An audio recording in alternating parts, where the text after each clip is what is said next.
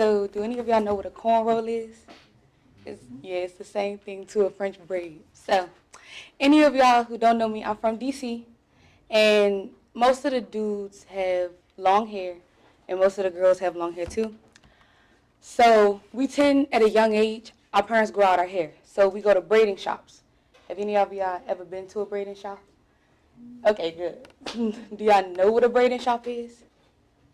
Okay, so yeah, it's just a salon, but it specializes in braiding hair. So like any type of plaits you want, French braids, even they even cut your hair, depending upon what salon you go to or braiding shop you go to.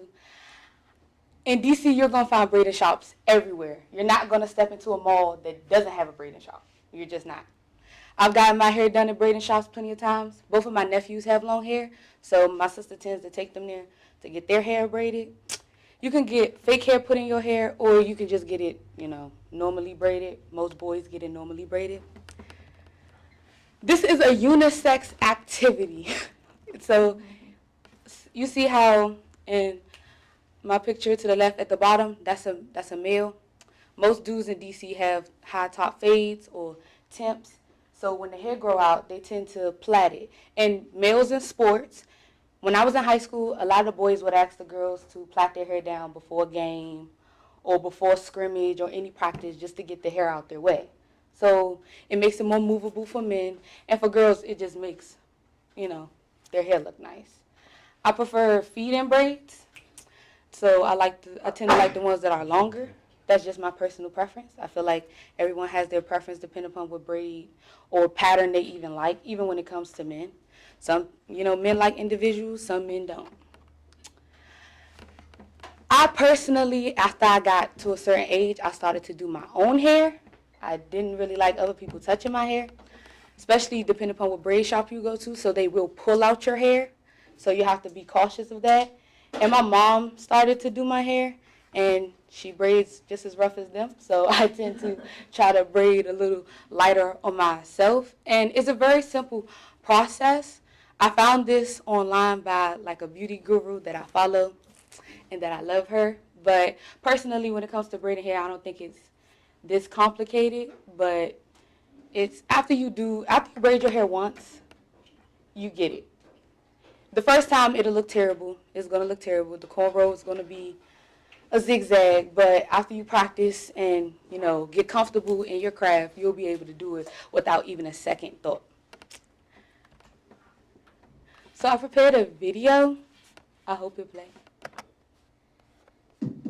Ooh.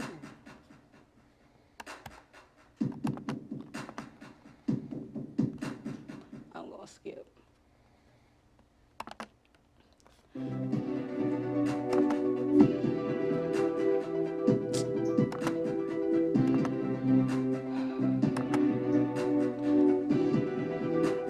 So this is a feed-in braid because she's adding fake hair in it.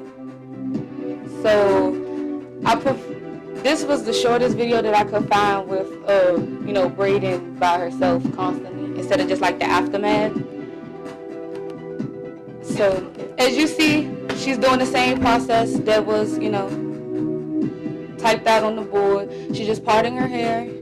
She's starting with the front of her head and she's working back. In this one, she uses gel because she's doing a feed-in braid, so she needs gel in order to hold the fake hair in her head and for it to look properly. So that's that.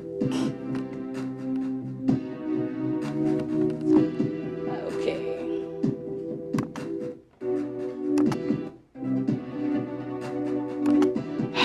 It's not letting me mute it.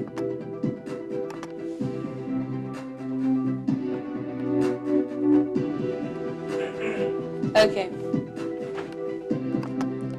So you get the gist of it. So after you braid your hair, you just, usually if it's a feed-in braid and you have fake hair, girls tend to dip their hair. Boys tend to just leave the ends as they are, but little boys, when I grew up, they put shells on their hair.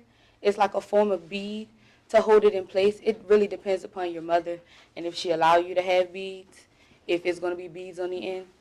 And yeah, that's my presentation.